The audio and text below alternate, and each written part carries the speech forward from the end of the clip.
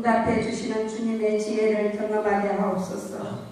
공부하는 자녀들 지혜와 총명과 건강과 끈기를 더하여 주옵소서. 힘들다고 포기하는 법이 없게 하시고 언제나 주님의 십자가를 붙들고 인내로 그 열매를 거두게 하옵소서. 이 시간 몸이 연약한 형제들을 기억하여 주옵시고 연약한 곳에 친히 만져주소서. 깨끗게 하시고 속히 건강을 회복시켜 주옵소서. 그리하여 예배의 자리에서 함께 찬양하며 기쁨으로 예배를 드릴 수 있도록 인도하여 주옵소서.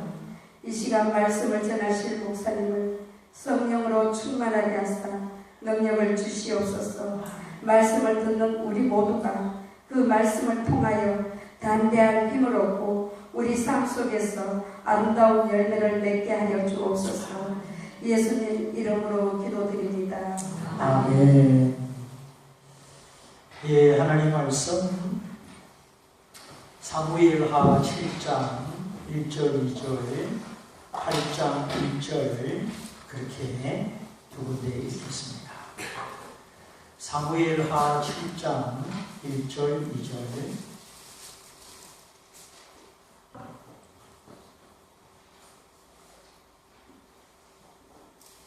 찾으신 줄 알고 제가 읽어드립니다. 여호와께서 사방의 모든 대적을 파하사 왕으로 궁에 평안히 거하게 하신 때에 왕이 선지자 나단에게 이르되 볼지어다 나는 백향목 궁에 거하거늘 하나님의 교회는 휘장 가운데 있도다. 8장 1절 다윗 이후에 다윗이 블레셋 사람을 쳐서 항복받고 블레셋 사람의 손에서 메대 깡마를 빼앗으니라.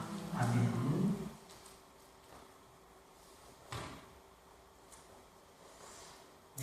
오늘 하나님의 간섭이 없으면 8장 말씀을 마무리하려고 합니다. 몇 번 말씀을 드렸고 또 한 2번 정도 화목에 대하여 지난주, 지지난주 또 필요한 분이 있어서 그 말씀을 주셨죠. 이제 오늘 주를 사랑하는 자의 승리다 이런 제목으로 정리해 보려고 합니다. 다윗의 주변에 여러 나라들이 있었는데 그 나라들이 모두 다윗에게 무릎을 꿇습니다. 그래서 조공이 들어오고 선물이 들어오고 또 다윗의 수비대가 그 점령한 나라의 영토 안에 다 있어서 계속 살피고 지키고 통제권을 행사하고 있습니다.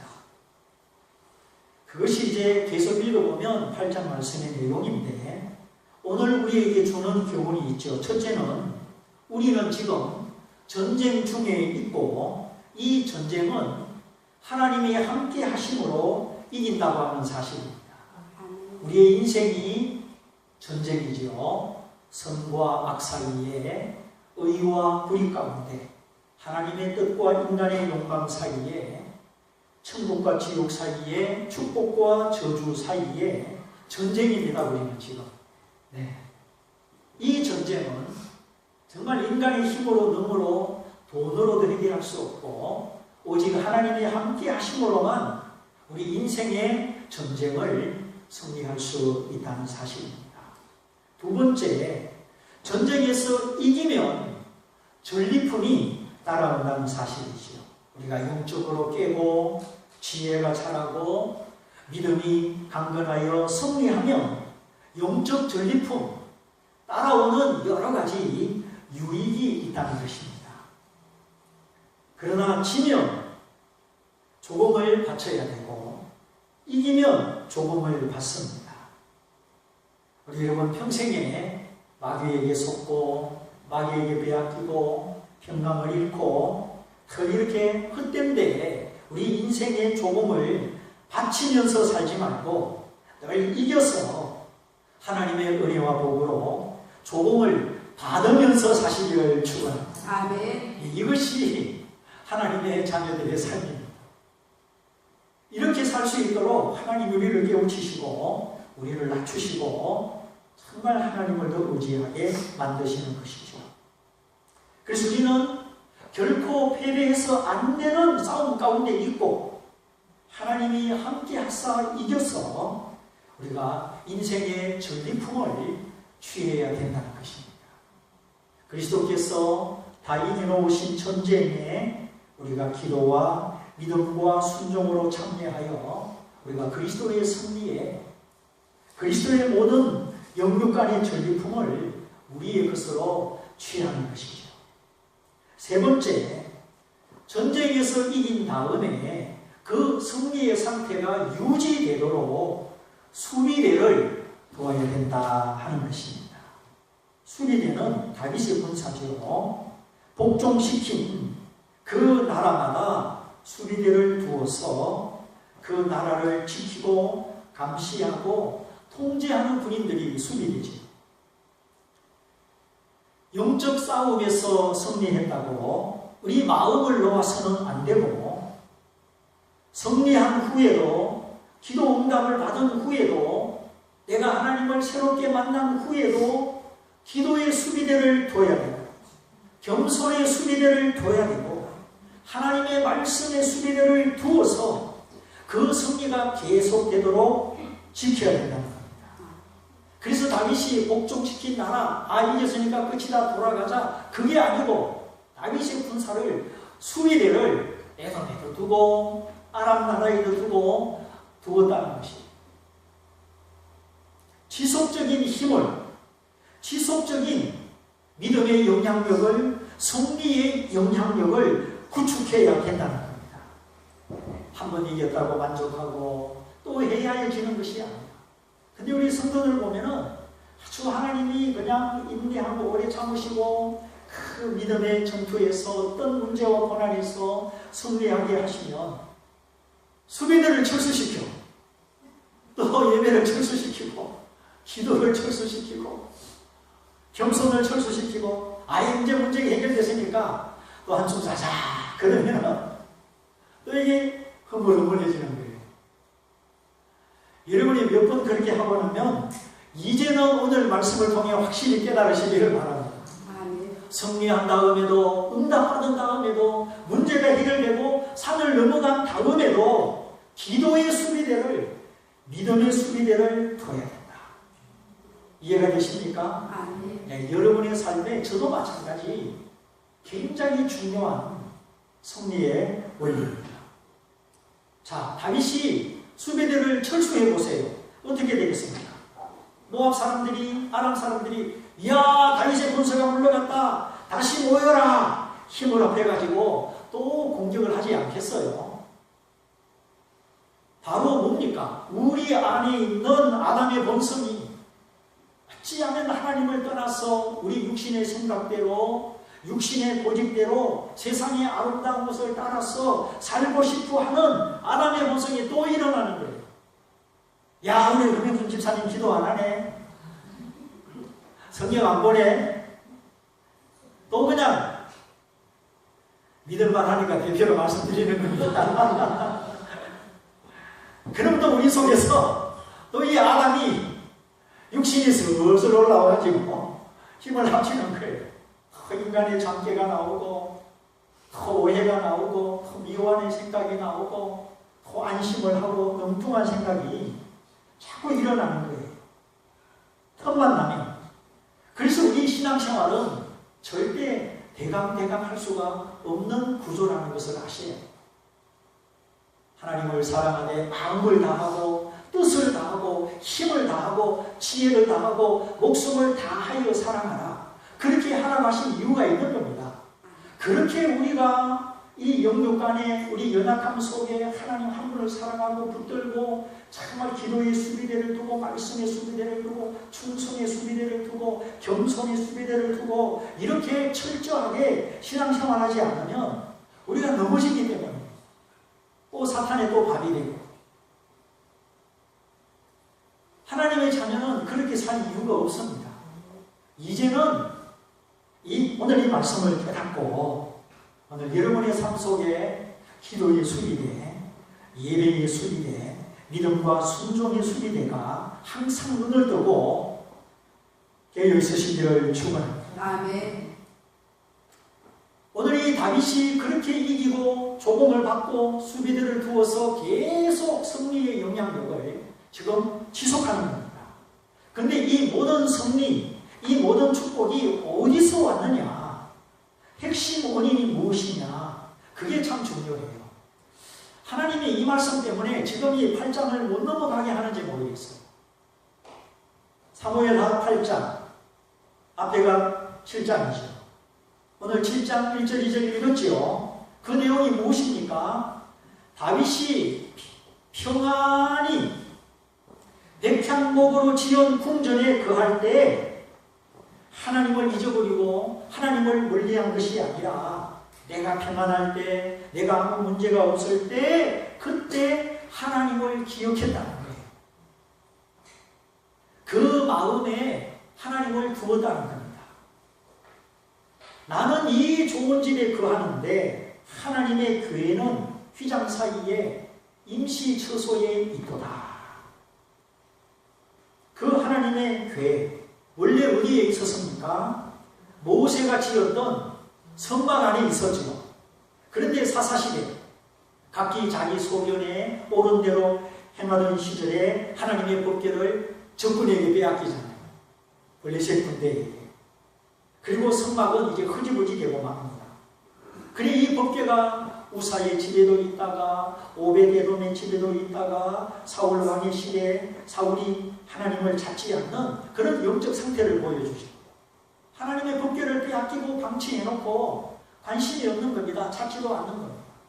하나님을 내 심령에 주로 모시고 왕으로 모시고 하나님과 함께 살아가길 애써야 되는데 그런 삶은 관심이 없는 거예요. 사울 왕은.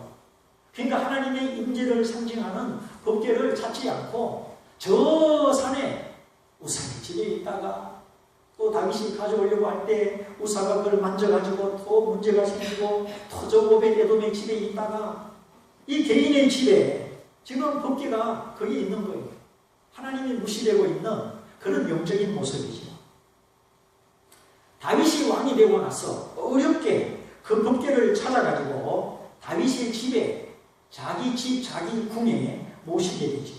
사실은 모신 것이 아니라 다윗의 개인 주택에, 개인 사택에 임시로 지금 갖다 놓은 것입니다. 그래서 다윗이 평안히 거할 때 하나님이 교회를 생각하고 하나님의 교회를 모실 수 있는 공적 장소를 생각한 거예요. 하나님의 교회를 모실 수 있는 공적 장소. 그래서 언제 어디서든지 백성들이 찾아와서 예배하고 하나님을 만날 수 있는 무엇을 지어야 되겠다? 성전을 지어야 되겠다 생각한 것입니다. 그 마음을 하나님이 입어보신 거예요. 그래서 다윗을 축복하고 다윗의 몸의 모든 자녀들이 왕이 되도록 하나님을 그렇게 역사하시죠. 하나님의 교회가 다윗의 집에 있으면 백성이 거기 와서 개인 주택에 와서 예배할 수 있어요? 없어요? 예배할 수 없는 거죠. 하나님이 이전에 약속하셨죠. 모세가 하나님의 명령대로 시내산 밑에서 성막을 다짓고 이제 휘장 넘어 그 지성소에 법궤를 두고 천사들의 두 날개가 그 법궤를 덮었을 때 내가 여기서 너희 죄를 사하고 너희 기도를 듣고 네가 해야 될 일을 가르쳐 주리라. 하나님이 세 가지를 약속하셨어요. 성막이 완성되고 그 성막 안에 말씀의 떡상이 차려지고 그리고 기도의 향이 하나님 앞에 올라가고 성령의 촛불이 성도들을 연합시키고 그리고 그 휘장 넘어 지성소 안에 법궤가 그 법궤를 천사들이 덮을 때 바로 여기서 내가 너희 죄를 사해주고 너희 기도를 들어주고 네가 해야 될 인생의 길을 가르쳐 주리라. 출애굽기에 하나님 그렇게 약속하셨죠.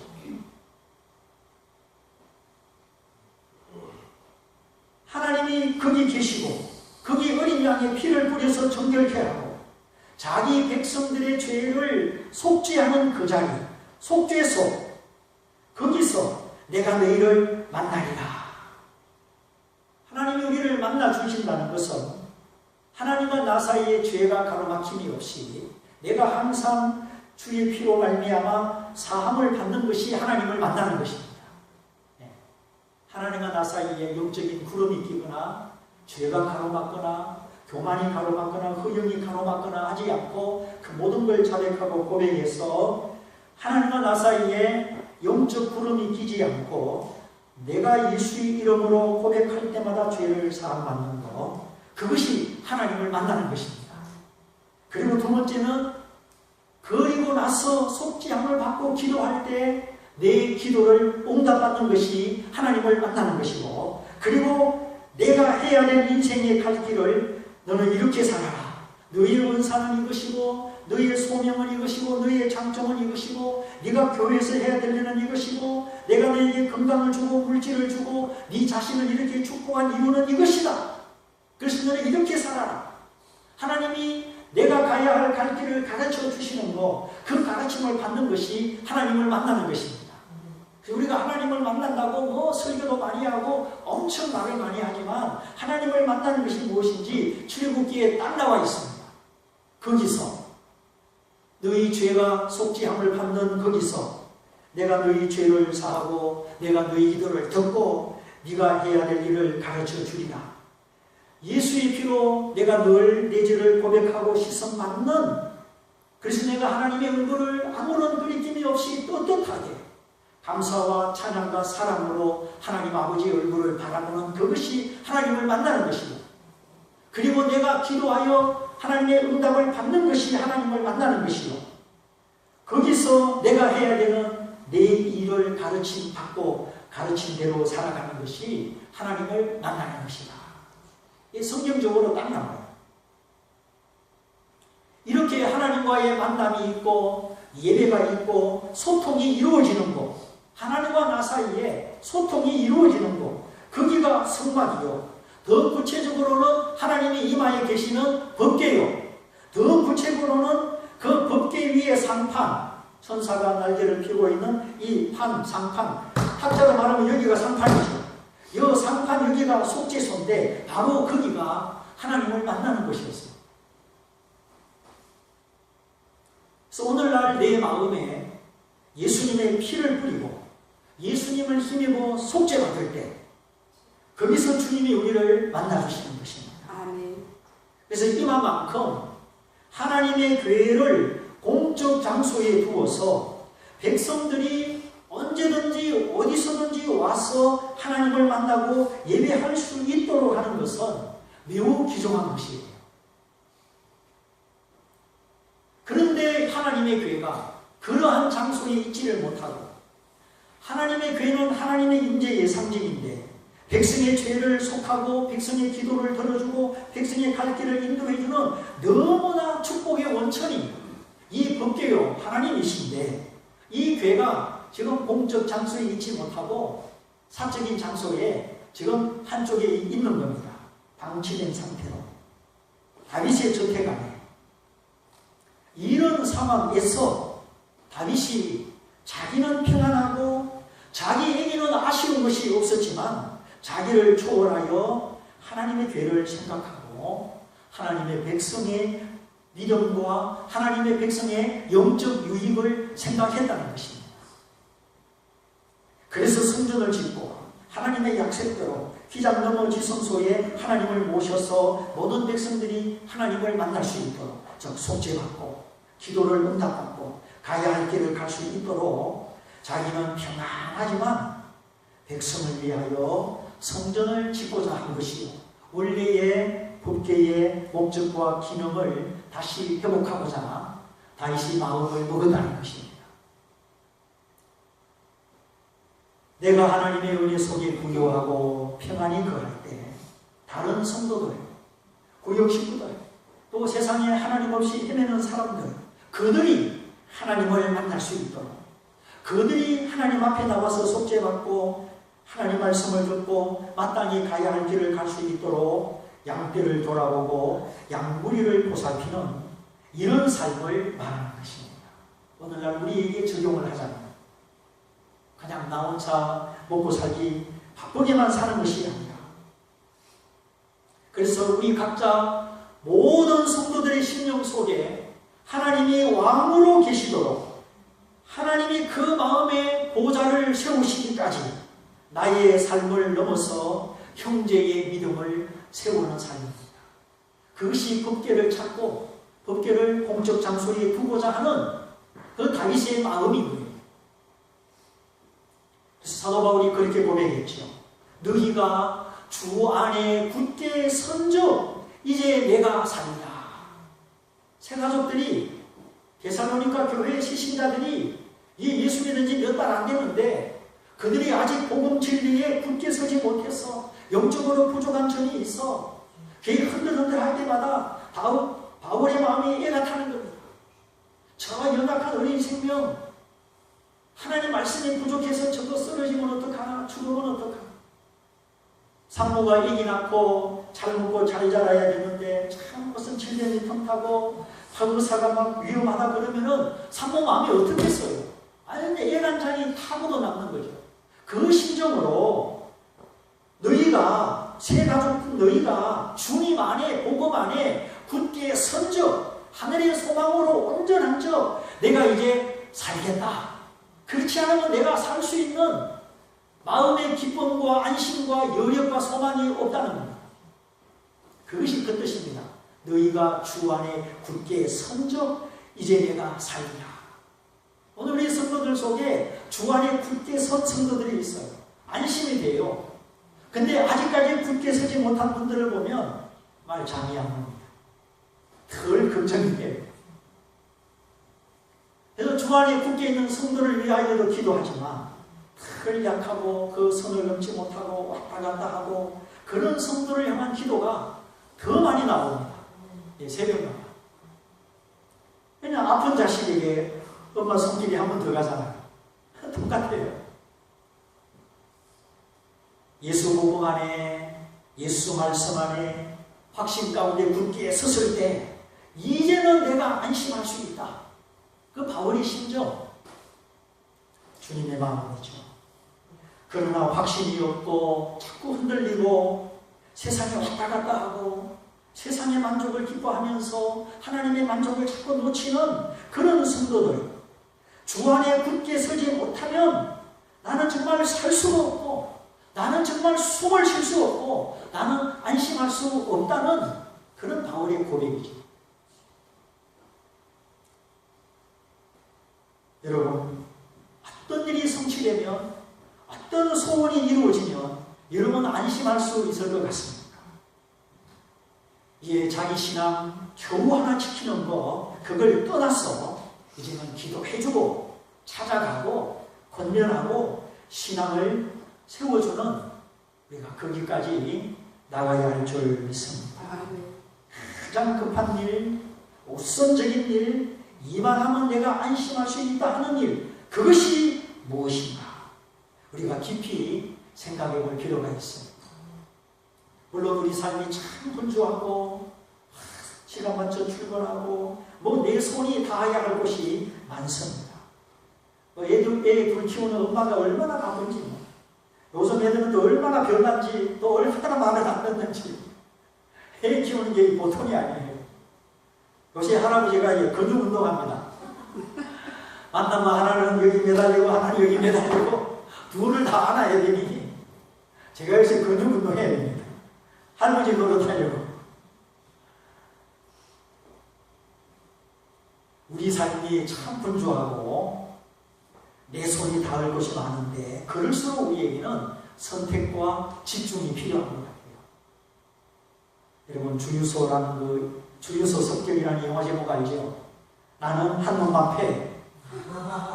나는 두 놈을 패는 게 아니라 한 놈만 붙잡고 한 놈만 죽으라고 팬대요. 그게 선택과 집중이랍니다. 깡패들도 그렇게 하는데 우리도 선한 일에 정말 하나님의 일에 선택과 집중이 필요합니다. 여러 가지 일들 중에 가장 소중한 것을 우리가 기억하고 선택하고 그 소중한 일에 집중한다면 나머지 일들은 하나님이 돌보실 것입니다. 그렇다고 막 24시간 기도만 하고 그렇게만 하라는 것이 아니라 출근하고 내 하는 일 하면서 우리 마음의 소원과 기도와 내 영혼의 방향이 오늘 다윗처럼 그런 마음 가지고 살자는 것이죠. 주님의 마음, 목자의 심정, 탕자를 기다리는 아버지의 마음, 우리가 이런 것을 잃어버리지 말고 다윗은 자기는 문제가 없고 자기는 평안할 때 다른 사람, 다른 영혼을 돌아보는 목자의 심정, 목자의 삶, 거기에 우리의 영성이 있고 우리의 복이 있습니다. 이렇게 다윗이 그 마음 가지고 하나님을 위하여 성전 짓고자 할 때 다윗을 축복하시고 그 자손을 축복하사 왕들이 계속 나오게 해주셨죠. 그 후에 지금 말한 것은 7장 1절 2절 그리고 8장 1절은 그 이후에 이렇게 되지요. 그 이후에 그렇게 다윗이 하나님을 사모하고 백성들의 영혼이 하나님 앞에 세워지는 것을 사모하는 그 마음으로 성전 짓기 원한 그 이후에 다윗의 삶에 나타난 한 가지 두드러진 현상, 다윗이 어디를 가든지 누구와 전쟁을 하든지 여호와께서 이기게 하셨더라. 이 특징이 나타나는 거예요. 우리가 정말 인생을 이기고 싶습니까? 우리 자녀들 속에서, 우리 사업장 속에서 하나님의 이김과 승리와 영광을 보고 싶으면 우리에게도 이런 삶의 자세가 필요합니다. 여호와께서 이기게 하시는 삶, 이런 삶은 노력을 초월하는 은혜의 삶이지요. 물론 은혜의 삶은 노력을 부정하지 않습니다. 마치 믿음이 율법을 부정하지 않는 것처럼 우리가 은혜로 믿음으로 구원을 받았지만 은혜는 율법을 폐하지 않고 율법을 온전히 세우느니라. 은혜는 도리어 율법을 온전케 하며 율법을 완성시킨다고 예수님이 마태복음 5장에서 말씀하셨죠. 그러므로 은혜 받았다고 질서가 없고 예배도 안 드리고 시간도 안 지키고 그건 아니지요. 은혜는 율법을 폐하지 않는다. 도리어 온전케 합니다. 사랑 안에서 하나님 말씀을 세우는 것이 하나님의 은혜입니다. 그런데 여호와께서 이기게 하는 삶은 우리의 노력, 준비, 각성, 열심 이 모든 것을 받으시고 그 위에 하나님의 능력으로 하나님의 은혜로 승리하는 삶입니다. 그래서 복음과 율법이 하나가 되고 믿음과 행함이 하나가 되고 은혜와 성실이 하나가 되는 것입니다. 성령의 동심과 성령을 순종하는 우리의 열심이 하나가 되는 것입니다. 하나님이 함께하여 이기게 하는 삶은 적당하게 얻어지는 삶이 아니라는 것이에요. 그리스도인의 이런 삶은 믿지 않는 사람들이 이해를 못합니다. 야, 어떻게 새벽 기도를 나가느냐? 야, 어떻게 철학 기도를 하느냐? 11조를 바치느냐? 아침부터 저녁까지 주일 성수를 하느냐? 도무지 이해를 못합니다. 그렇지요. 그들 안에는 구원이 없으니까. 예수의 피, 예수의 영이 없으니까. 근데 우리는 주께 받은 구원이 있습니다. 생명의 살을 찢어 내 죄를 용서하신 주님의 피가 있습니다. 우리를 떠나지 않고 약하다고 버리지 않고 항상 품어주시고 기다려주시고 항상 계시는 성령 하나님이 우리 안에 있습니다. 불신자들의 눈이 머무는 것은 세상이지요. 세상의 영광, 세상의 힘입니다. 남에게 뒤지지 않으려고, 남에게 약자가 보이지 않으려고 그저 힘쓰고 애쓰고 아둥바둥하는 것이 세상 사람들이죠. 먹고 살 만큼 있어도 남에 보이고 싶어서 더 높은 성을 쌓고 더 많은 재물을 끌어모으고 더 자식들을 출세 영광으로 이끌어가고 그거 없으면 그 사람들은 죽으니까 그것만 따라가죠. 그들은 죽으면 끝이라고 생각하기 때문에 그냥 그들은 이 세상 물질에 붙들려서 허무하게 살아갑니다. 그러나 우리는 죽음 넘어 부활을 압니다. 영원한 하나님의 나라를 압니다. 영생하시는 하나님을 알고 영원한 생명과 영원한 상급을 압니다. 이 땅은 70, 80 한 번이지만 하나님의 나라는 영원한 나라입니다. 그러므로 그들의 삶과 우리의 삶이 서로 이해가 안 되고 다른 것은 자명한 사실입니다. 그래서 우리가 이해받지 못하고 이해되지 못하는 이런 믿음의 삶, 그리스도인의 삶을 살아가는 여러분들, 그러나 하나님은 다 이해하시고 하나님은 다 갚으시는 의로우신 하나님이십니다. 우리가 오직 하나님께 소망을 두고 우리 하나님께 초점을 맞추시기 바랍니다. 나도 내 아들을 십자가에 주었다. 그가 나를 부를 때 내가 고개를 돌리고 내 아들이 부르짖는 그 사정을 내가 무시했다. 살이 찢어지고 심장이 터지고 피가 다 쏟아질 때까지 내가 내 아들을 내어주고 내가 내 아들을 버렸다. 이게 주님이 십자가에 못 박히실 때 하나님이 하신 일입니다. 엘리 엘리 라마 사박다니 나의 하나님 나의 하나님 어찌하여 나를 버리십니까? 내가 무슨 죄가 있다고 나를 버리십니까? 하나님이 예수님의 그 아들의 기도를 안 들으셨잖아요. 왜? 주님이 버림을 받아야 우리가 하나님의 자녀로 영접함을 받기 때문에 우리 주님은 버림을 당하시고 하나님은 우리를 구원하기 위하여 그렇게 부르짖는 자기 아들을 버리신 거예요. 내가 받아야 되는 버림과 모든 형벌과 저주를 다 맞을 거지. 그래서 그 값으로 버림받은 내 아들이 지불한 그 생명의 값으로 그 피값으로 너를 구원하고 너를 속량하고 너를 구속하였으니 네가 네 자신을 내게 바치는 거, 네가 너를 위하여 살지 않고 나 위하여 사는 거 내가 안다. 이것이 정말 하나님을 사랑하고 헌신하는 성도를 아시는 하나님의 마음이에요. 우리 주님은 날 위하여 주신 바 되었기 때문에 우리가 주님을 위하여 사는 거 주님이 아십니다. 우리가 주님을 귀히 여기고 교회를 귀히 여기고 한 영혼 한 사람, 어린 영혼 세 가족들을 귀히 여기며 살아가는 거, 우리 삶의 방법, 우리가 살아가는 모습, 근데 이거를 실상 알아주는 사람은 많지 않습니다. 자식이 알아줍니까? 부모가 알아줍니까? 남편이 알아줍니까? 주님을 위하여 사는 건 누가 알아줍니까? 그러나 우리의 믿음은 사람에게 있지 않고 하나님께 있습니다. 주를 바라고 주를 기다리고 주님을 앙망하는 그 믿음, 그 믿음이 항상 살아서 뿌리를 내리고 뻗어가고 더 강건하게 되시기를 축원합니다. 우리는 하늘나라 포도나무이신 그리스도에게 붙어있는